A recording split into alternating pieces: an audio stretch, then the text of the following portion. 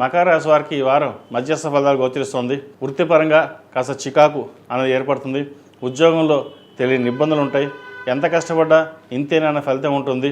చాలా మటుకు ఏలినాడ్సన్ అయిపోయింది, ఇంకా మన జీవితం ఇలా ఉందా, ఇంకా కెరియర్ పరంగా ఏంటి, ఎలా ఉండాలి అన్న భావన కూడా ఉంటుంది. ప్రస్తుతం నడుస్తున్న గ్రహతులు అంత అనుకూలంగా లేదు. ఆరోగ్యరీత్యా చిన్న చిన్న ఇబ్బందులు ఉండే అవకాశం గోచరిస్తుంది. అయితే నూతన ఉద్యోగ ప్రయత్నాలు చేసేవారికి అనుకూలంగా ఉంటుంది. విద్యార్థులకు అనుకూలంగా ఉంటుంది. సంతానం సంబంధించిన వ్యవహారాలు బాగున్నాయి. అయితే మీ వరకు వచ్చేసరికి కష్టానికి తగిన ప్రతిఫలం మటుకి తక్కువగా ఉంటుంది. అంతేగాని మరి కంప్లీట్గా ఏమీ లేదు, ఏం ఉండకుండా లేదు అనే మటుకు లేదు. ఖర్చులు కూడా అదుపులోకి వస్తాయి. రావాల్సిన బెనిఫిట్స్ కానీ ఏవైతే ఉందో చేతికి అందుకు వస్తుంది. ఎప్పుడో కొన్న స్థిరాస్తుల విలువ పెరగడం లాభదాయకంగా ఉంటుంది. లాభాధిపతి చతుర్థాధిపతి అయిన కుజుడు జన్మరాశిలో ఉన్నారు. పంచమ దశమాధిపతి అయిన శుక్రుడు జన్మరాశిలో ఉన్నారు. అయితే అష్టమాధిపతి అయిన రవి జన్మరాశిలో, షష్టమ భాగ్యాధిపతి అయిన బుధుడు జన్మరాశిలో ఉన్నారు. 4 గ్రహాలు జన్మరాశిలో ఉన్నాయి. ఏదైనా ఒక డిసిషన్ తీసుకునే ముందు 1-2 సార్లు ఆలోచించాలి. మనం కరెక్టా కాదా, లేదంటే ఎలా వెళ్తుంది, ఎలా ముందుకు వెళ్తామన్న భావన కూడా ఎక్కువగా ఉంటుంది. ఎందుకంటే మనసు పరిపరిగా ఉంటుంది. ద్వితీయంలో రాహు ఉన్నారు కుటుంబ స్థానంలో రాహు అంత అనుకూలంగా లేదు. విద్యాపరంగా ఉద్యోగపరంగా స్ట్రెస్ అధికంగా ఉంటుంది.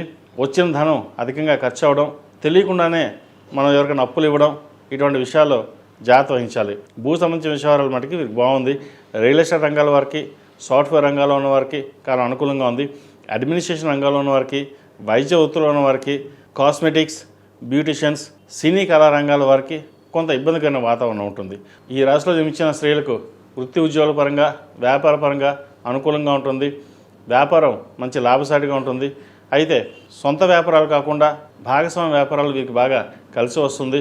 సంతాన అభివృద్ధి చక్కగా ఉంటుంది. వీరికి సంతానానికి మంచి సంబంధం కుదరడం, అదేవిధంగా సంతాన ప్రయత్నం చేసేవారికి శుభవార్తలు వినే అవకాశాలు గోచరిస్తుంది. ఒక సొంతింటి కళ అనేది ఈ వారం మీకు నెరవేరుతుంది. ఏదైనా సరే దైవానుగ్రహం వల్ల అన్నీ మేలే జరుగుతుంది.